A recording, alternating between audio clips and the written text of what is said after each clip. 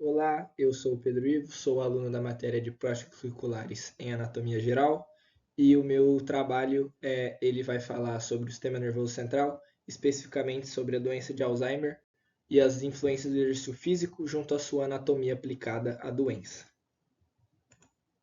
Bom, introduzindo o meu trabalho, eu sou o Pedro, como já disse, eu estou no quarto ano do bacharelado em Educação Física, estou cursando agora a disciplina de plásticos circulares em anatomia geral.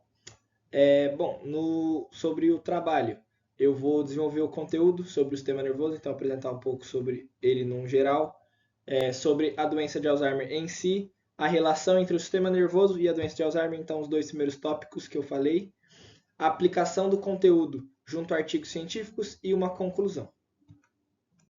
Bom, sobre o nosso sistema nervoso, ele é responsável por tudo que o nosso corpo faz, então todas as funções, ele relaciona o ser humano ao meio externo e mantém suas funções internas.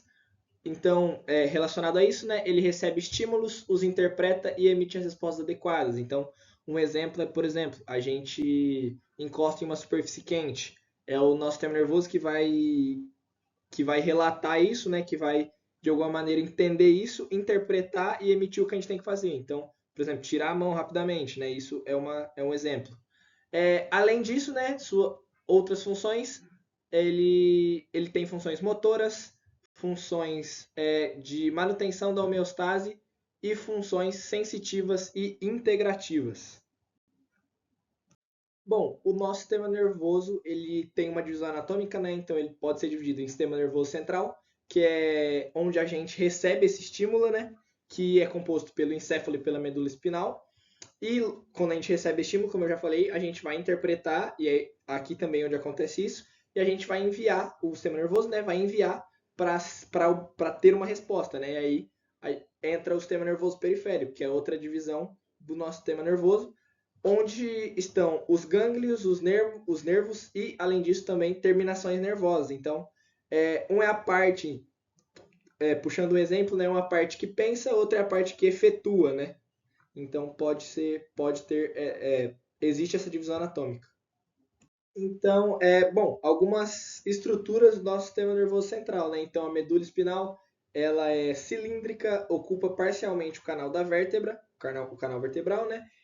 Ela inicia-se no forame magno e em um adulto ela termina mais ou menos no nível da primeira vértebra lombar. Outra estrutura, né, que está presente no sistema nervoso central é o cerebelo.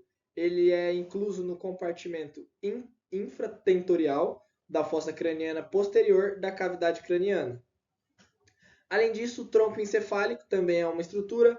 Ele está incluso na cavidade craniana ventralmente ao cerebelo e divide-se em mesencéfalo, ponte e bulbo.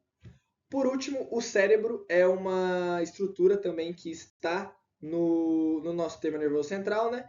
Ele é incluído na cavidade craniana e é dividido em telecéfalo e diencéfalo. Bom, o nosso sistema nervoso periférico ele é composto por 31 pares de nervos espinais, 12 pares de nervos cranianos, os nossos gânglios sensitivos e viscerais, motores, terminações nervosas sensitivas, os receptores e as terminações e motoras, né? Além disso, ele pode ser dividido funcionalmente em somático e visceral. O somático é um componente sensitivo que vai receber a informação de forma aferente, então por meio da pele ou por meio do nosso, por exemplo, do nosso músculo estriado esquelético, e vai estimular, né, a parte motora eferente a, a realizar, né, alguma ação de maneira voluntária. O nosso sistema nervoso periférico visceral, ele é um componente sensitivo e motor, então ele vai ter esses estímulos aferentes e eferentes, só que a parte que recebe isso está nas nossas vísceras, está nos nossos órgãos, né? É uma coisa mais interna. E as nossas reações, as reações a esses estímulos, não vão ser de maneira voluntária. Além disso, nosso sistema nervoso periférico visceral, ele tem também uma subdivisão que é o sistema nervoso autônomo, subdividido em simpático e parasimpático. Então, o simpático vai ser utilizado para um momento de maior ação, de maior necessidade.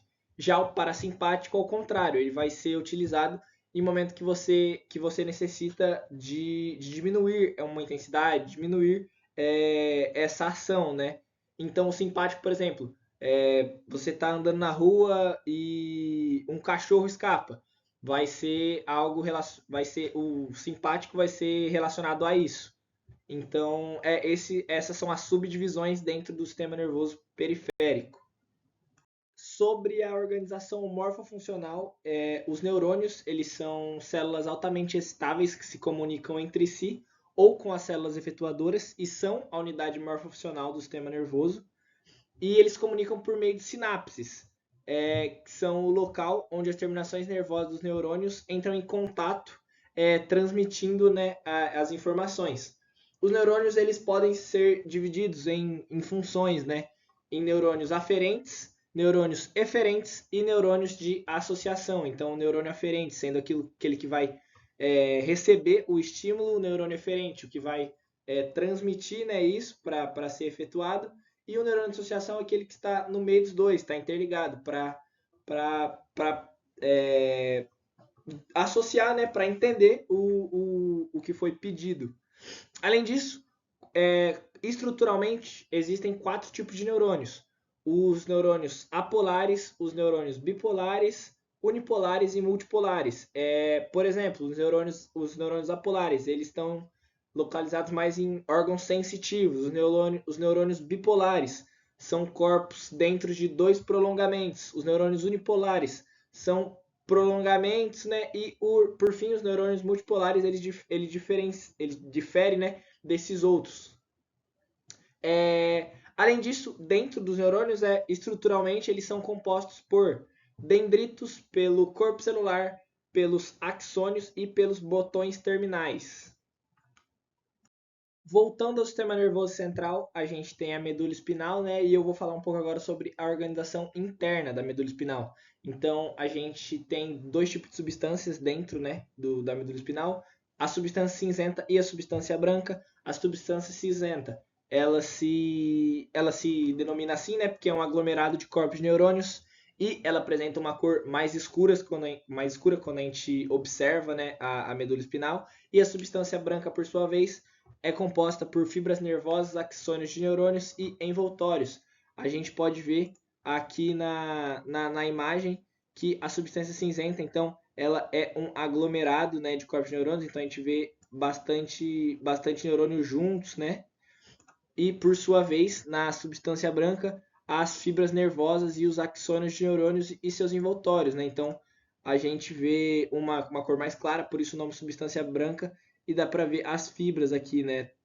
Tudo isso que está na imagem. Bom, ainda, né, diferenciando substância cinzenta de substância branca. Aqui tem uma outra imagem, onde ela apresenta o H medular, né, que é esse H que a substância cinzenta forma ao redor da substância branca, então que dá para diferir bastante. Então a substância cinzenta, né, ela forma um eixo central contínuo envolvido pela substância branca ao longo de toda a medula, e no centro, aqui em azul, a gente pode localizar o canal central da medula, que é um vestígio da luz do tubo neural primitivo.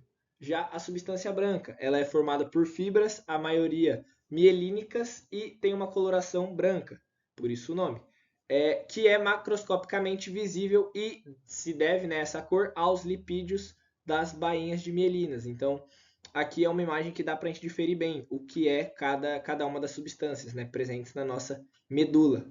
Então, vamos lá, né? Quanto ao processo de informação, o que isso tem a ver, né, com o processamento de informação. Então, uma vez que o processamento de informação ele inicia-se no corpo de neurônio e termina na sinapse do axônio, esses dados são denominados de acordo com o fluxo de informação. Então, nesse caso, os corpos de neurônio localizam-se no córtex cerebral e o axônio termina na medula espinal. Então, por exemplo, essa imagem traz para a gente desde um processo desde o estímulo até a reação. Então, eu deixei aqui riscado, mas aqui dá para entender melhor. Então, o estímulo é por exemplo, você colocar a mão no lugar afiado, aqui um prego, um alfinete, o neurônio receptor vai receber esse estímulo e vai levar até a medula espinal, onde um neurônio de integração, de associação, vai entender, né, o que está acontecendo, passar pela medula espinal, o processo de formação vai acontecer no sistema nervoso central, né? Aqui um exemplo na medula espinal, e um neurônio motor, um neurônio que é, é, já recebeu esse estímulo e vai transferir a informação para o que deve ser feito, vai passar, aqui nesse caso, para o nosso músculo estriado esquelético, contrair e ser o órgão, né, o tecido efetuador de você tirar a mão enfim, de onde estava incomodando. Então, todo esse processo ele envolve tudo que a gente falou até agora. Então, os neurônios receptores, os neurônios de integração, as substâncias, né, branca e cinzenta que a gente acabou de falar, a medula espinal, o sistema nervoso central como processador da informação e enviar esse estímulo, o neurônio motor que vai efetuar a contração para efetuar a resposta motora. Ainda no nosso sistema nervoso central, o encéfalo, ele é composto por dois hemisférios cerebrais. Nesses hemisférios podemos observar os giros, que são as dobras elevadas. Então, aqui a gente pode ver os picos, né, que são essas dobras. Os sulcos, que são as fendas. Então, essas fendas mesmo que a gente consegue observar. E as fissuras. Além disso, na sua morfologia interna, a gente pode ver aqui os tópicos, né? Substância cinzenta, então também está presente no encéfalo. Na parte mais periférica, né? Então, ó, pode ver que a substância cinzenta está sempre ao redor do encéfalo, né? Na parte de fora, entre aspas, né? Parte mais periférica mesmo. E ela abrange, né, o córtex cerebral e os núcleos, e já por sua vez a substância branca, os tratos e as fibras nervosas. Então ela está mais interna aqui, ó, no nosso encéfalo, né? Tá aqui a substância branca. Já os ventrículos, eles são esses espaços dentro do encéfalo, eles são revestidos de células ependimárias, são preenchidas de líquor, e essas substâncias, né, essas estruturas trazem proteção, nutrientes, além de amenizar o peso como um todo do encéfalo. Então, todas essas estruturas, né, elas compõem o encéfalo, uma parte primordial do nosso sistema nervoso central. Além das estruturas que eu acabei de comentar, então o encéfalo ele pode ser dividido também e é dividido em lobos: o lobo occipital, o lobo parietal, o lobo temporal e o lobo frontal, e o lobo da ínsula. Os visíveis na imagem, eles são o lobo frontal em vermelho, o lobo parietal em azul, o lobo temporal em laranja e o lobo occipital ali em verde. O lobo occipital, né, conta as funções. Ele é responsável pela aferência e pela interpretação visual. O lobo parietal é responsável por receber e interpretar toda a informação e seu armazenamento. O lobo temporal, ele interpreta o olfato e informações auditivas, além também da memória. O lobo frontal, ele é responsável pela personalidade, por decisões, controle, além do controle motor e de movimento. Esses são os lobos visíveis que a gente consegue ver, né, na imagem, e se a gente for analisar uma peça real. Além disso, o lobo da ínsula é responsável pela sensibilidade gustativa, recebe informações sensitivas viscerais e não é visível na parte externa, como eu acabei de falar. Então a gente não consegue observar nessa imagem. No nosso sistema nervoso periférico é onde encontram-se os nervos responsáveis pelas respostas motoras. Então, um pouco mais sobre esses nervos, né? São 31 nervos espinais, então 31 pares, né? 62 nervos, e 12 pares de nervos cranianos. Então, 8 nos nervos espinais, 31 pares, 8 pares cervicais, 12 pares torácicos, 5 pares lombares, 5 pares sacrais e um só par coxígeo. E nos nervos cranianos, os 12 pares: o primeiro, olfatório; segundo, óptico; terceiro, oculomotor; quarto, troclear; quinto, trigêmeo; sexto, abducente; sétimo, facial; oitavo, o vestíbulo coclear; o nono, o glossofaríngeo; décimo, vago; o 11º, acessório; e, por fim, o 12º, o hipoglosso.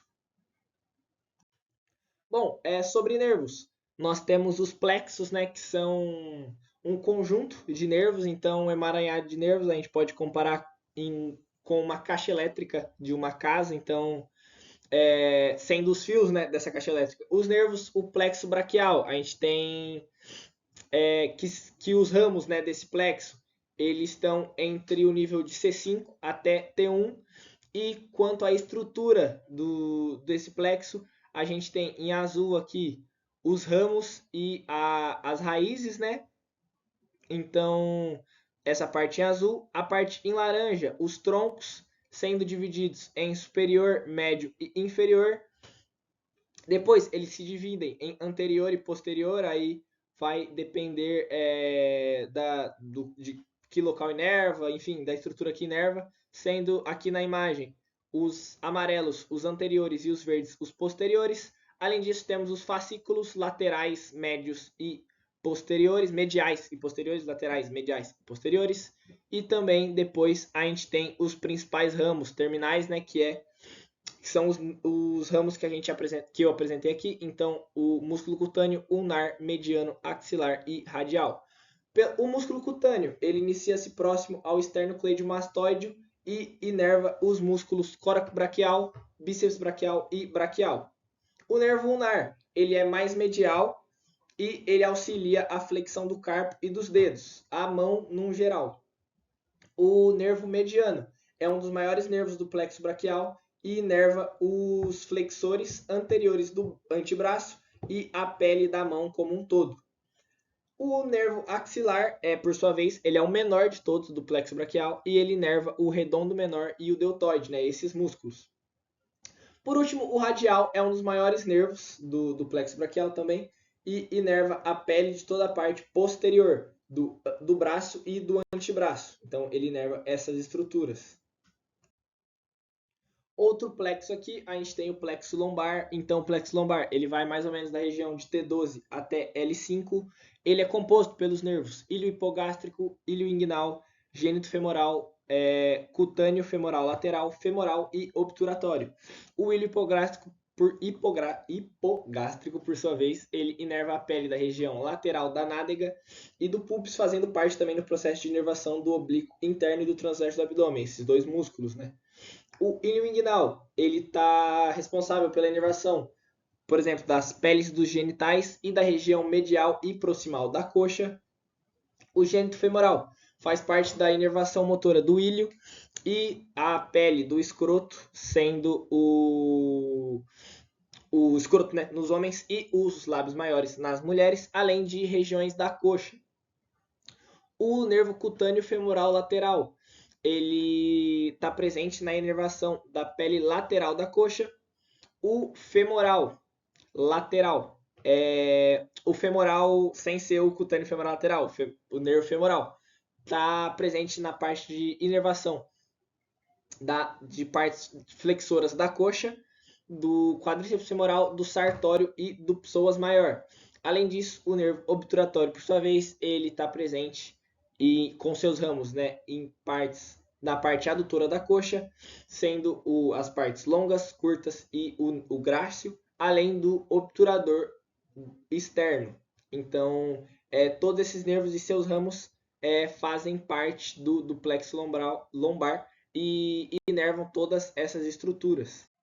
Outro plexo que a gente tem no nosso corpo é o plexo sacral, então ele vai de S1 até S4 mais ou menos, podendo ter participação ali de L5 e L4.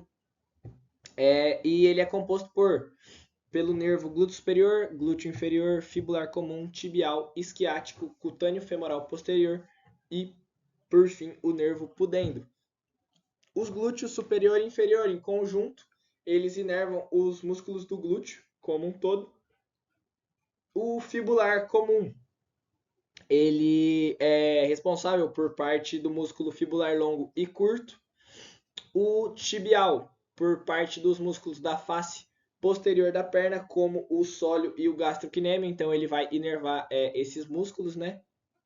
O isquiático, ele se origina na parte inferior do sacro e passa, né, para a parte posterior, inervando toda a parte posterior da coxa. Então é responsável por toda essa parte aí desse músculo, desses músculos, né?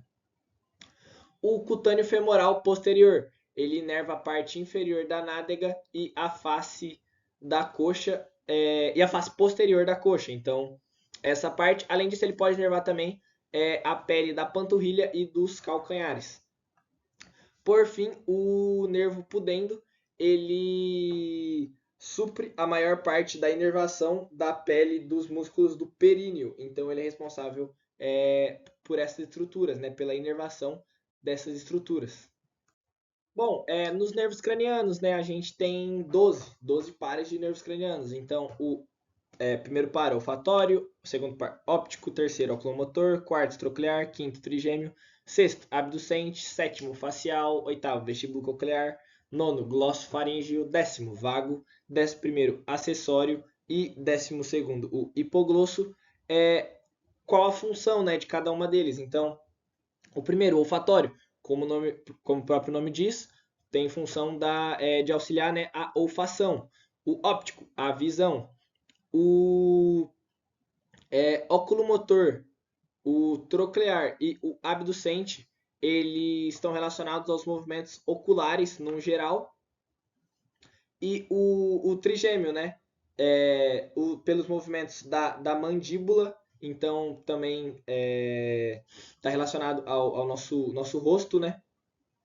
O nervo facial, ele está relacionado aos movimentos da nossa face e a salivação. Então, movimentos mímicos, né, do nosso rosto e a salivação.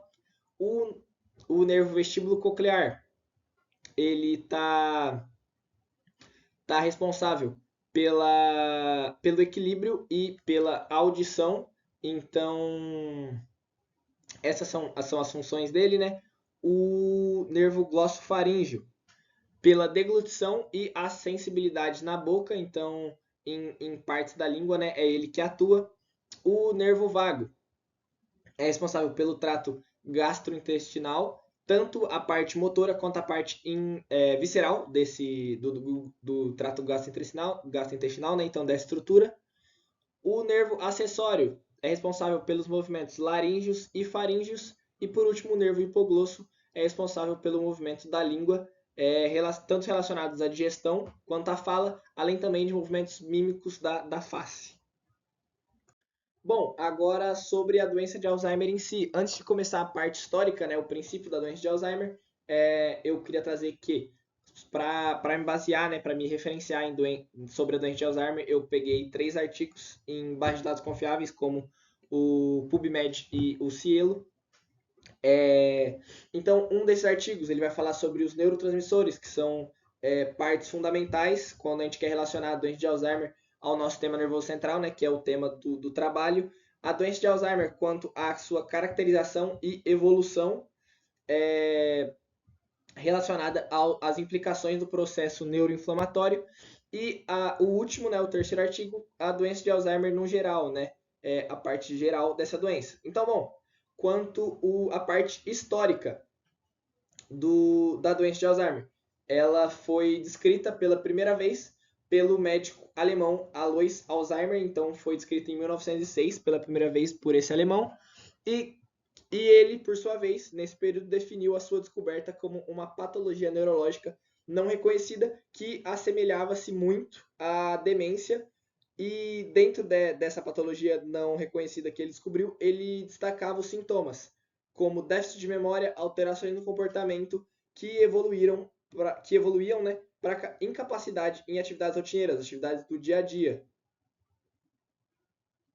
Bom, mais tarde, né, esse cara, o Alzheimer, ele viria a descrever os aspectos anatomopatológicos da doença, cujas principais características que ele interpretou, né, nessa época que ele escreveu sobre eram o acúmulo de placas senes e emaranhados neurofibrilares, né, de neurofibrilas, assim como também a perda neural. Então, bom, a gente pode definir a doença de Alzheimer como um distúrbio neurodegenerativo crônico que se inicia e se desenvolve de forma silenciosa. Então, é uma doença que muitas vezes a gente não percebe esse início e não percebe esse desenvolvimento. Seus sintomas primários estão entre eles, né, a disfunção cognitiva, alterações psiquiátricas e distúrbios comportamentais, além da dificuldade de realização de atividades cotidianas. Então, atividades que muitas vezes eram feitas, eram realizadas normalmente, passam a ter uma certa dificuldade. Bom, nos estágios avançados da doença, né, ela traz, né, com o agravamento dessa doença, os pacientes eles iniciam a perda de funções corporais e, consequentemente, da vida. Então, a expectativa média após o diagnóstico é de 3 a 9 anos. Óbvio que a gente não pode cravar isso, ela varia muito. A progressão da doença varia segundo a velocidade de cada indivíduo, né, da doença de Alzheimer de cada indivíduo. E a doença de Alzheimer, ela se caracteriza por uma doença devastadora em diferentes âmbitos. Então, ela é cara economicamente, ela, ela é dolorosa em termos emocionais, tanto para os pacientes quanto para suas famílias, né? Tanto para quem sofre com a doença, tanto para quem observa de fora, né, ao redor, nesse cerco familiar. E graças a essa característica meio que impiedosa da doença, isso motiva muitos pesquisadores a trabalharem em conjunto, né, para criação de uma conduta para intervir e prevenir a doença de Alzheimer. Bom, quanto à progressão da doença, né, a doença de Alzheimer ela é caracterizada pela diminuição progressiva da memória recente e um declínio severo da cognição, e essas características, né, estão associadas diretamente com a degradação dos neurônios colinérgicos em muitas áreas do sistema nervoso central, acompanhada de uma perceptível redução de neurotransmissores, entre os quais a acetilcolina é o mais importante e leva a alterações comportamentais, evoluindo da demência até a morte. Então, muitas vezes essa diminuição pode acarretar até no tamanho do nosso encéfalo, acarretando na substância cinzenta e branca. Então, a progressão da doença é uma doença muito, muito, muito forte, né? Que tem uma progressão muito marcada, muito característica. Bom, quanto às perdas ocasionadas pela doença de Alzheimer, então a doença de Alzheimer está relacionada com o envelhecimento cerebral e a perda localizada de neurônios, e principalmente no hipocampo e no pré-encéfalo basal. Então, a perda de neurônios são principalmente localizadas nessas estruturas. Alguns estudos demonstraram que a doença de Alzheimer está relacionada à redução nas taxas de acetilcolina e outros neurotransmissores, como a noradrenalina, a dopamina, a serotonina, o glutamato e também a substância P. Bom, os nossos neurotransmissores, né, eles têm um importante papel nos processos informacionais do organismo. Então, são substâncias químicas produzidas pelos neurônios, que são as células do nosso cérebro, que são capazes de conduzir e transmitir as informações de um neurônio ao outro por meio das sinapses, né, que são essa comunicação, como a gente denomina essa comunicação. Dessa maneira, a sua função está ligada à mediação de informações no processo de transporte dessas informações. Então, isso ocorre ao longo de todo o nosso sistema nervoso central. Então, bom, analisando o nosso funcionamento neurológico, né, esse autor, o Pérez, ele traz que para transmitir um impulso elétrico em uma informação química, para que as células consigam se conversar, o neurônio produz e utiliza de neurotransmissores.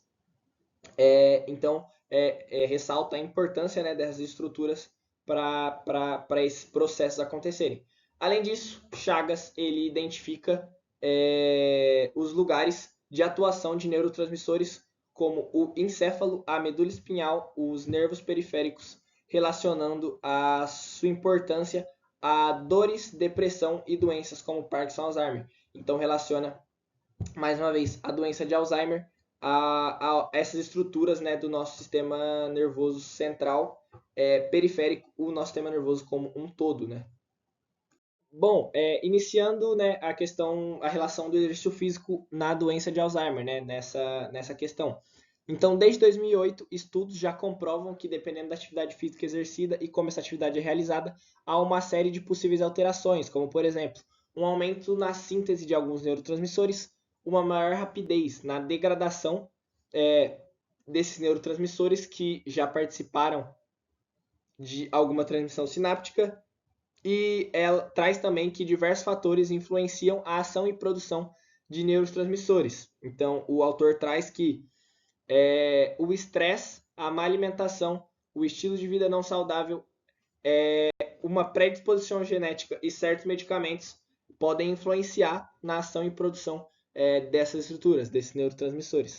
Bom, na influência, né, do exercício físico, quanto a esse tema, eu peguei 3 artigos atualizados, todos no PubMed, para trazer essa relação, a influência do exercício físico na doença de Alzheimer, né? Bom, o primeiro estudo ele tem como título, né, os efeitos da atividade física e do exercício na função cognitiva dos pacientes com a doença de Alzheimer e é uma meta-análise. Então eu trouxe aqui os autores e que ele foi publicado online no dia 2 de julho de 2019.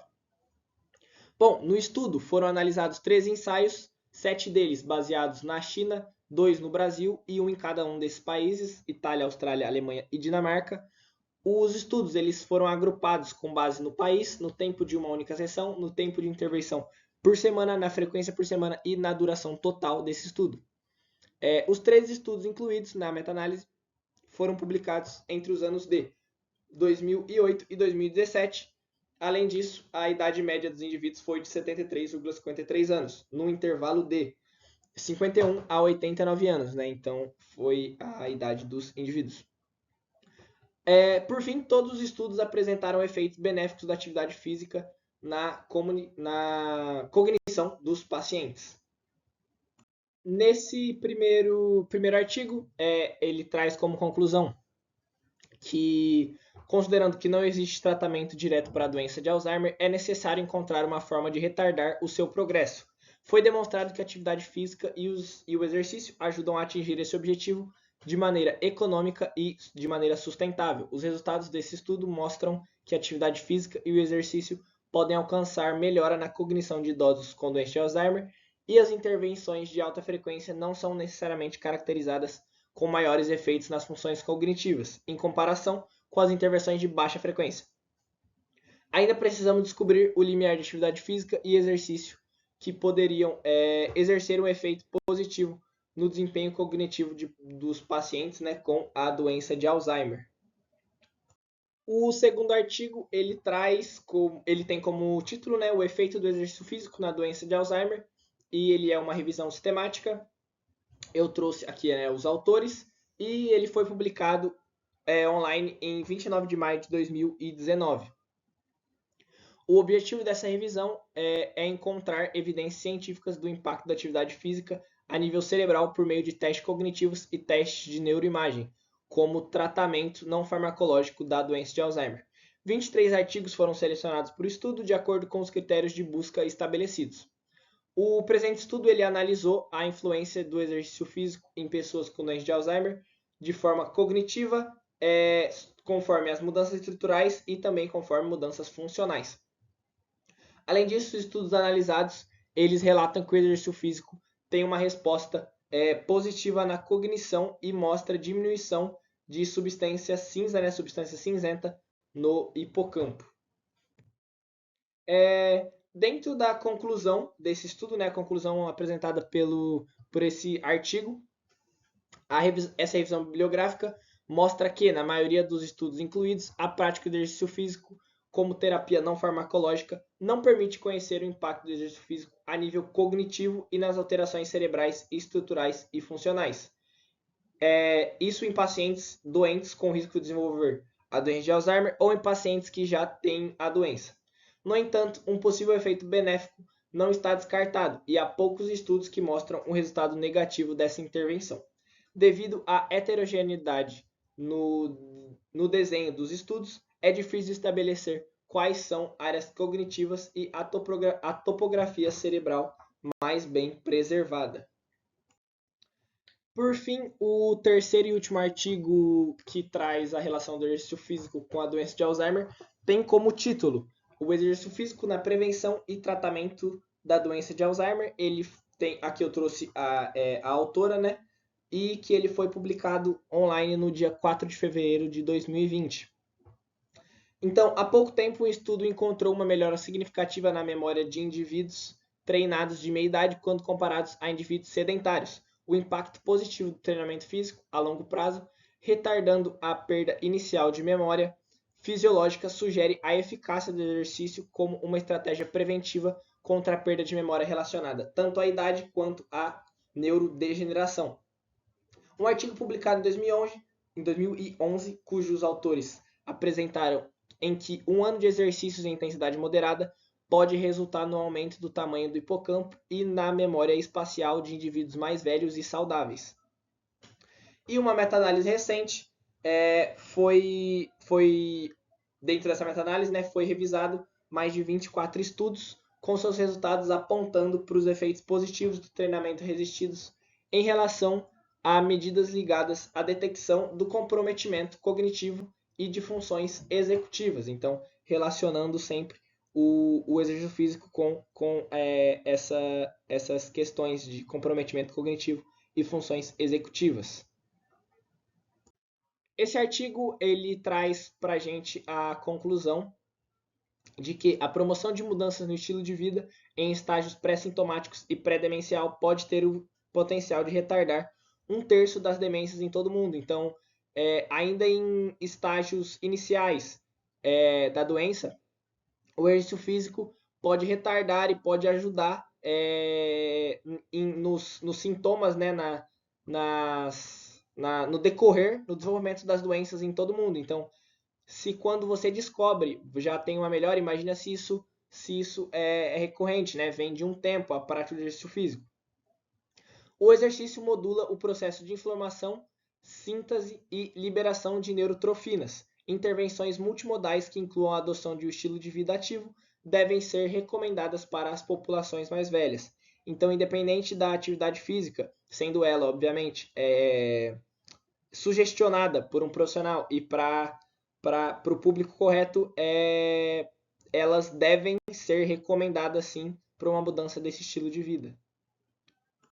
Então, bom, depois de estudos e pesquisas em base de dados, em artigos, em outros livros, né, enfim, a minha conclusão, com base em todos os estudos feitos, é possível concluir que o exercício físico auxilia significativamente no processo da doença de Alzheimer, tendo o poder de retardar a doença e seus efeitos cognitivos. Ele estabelece relação direta em tópicos como substância branca e substância cinzenta, assim como no hipocampo. Pode ser considerada a prática de exercícios físicos, né, como uma terapia não farmacológica, independente de sua intensidade, desde que tenha continuidade. Então, essa prática de exercício tem que ser contínua, mesmo com a degradação da doença, mesmo com os sintomas se iniciando, ela tem que ter uma continuidade. Então, o ideal é que não precise, né, que o paciente já pratique isso, mas logo que descubra a doença já inicie esse processo de mudança de estilo de vida e que esse processo seja contínuo até o período que o paciente aguentar, né, que for benéfico para ele. Bom, essas foram as minhas referências que eu utilizei para a realização do trabalho, e obrigado pela atenção.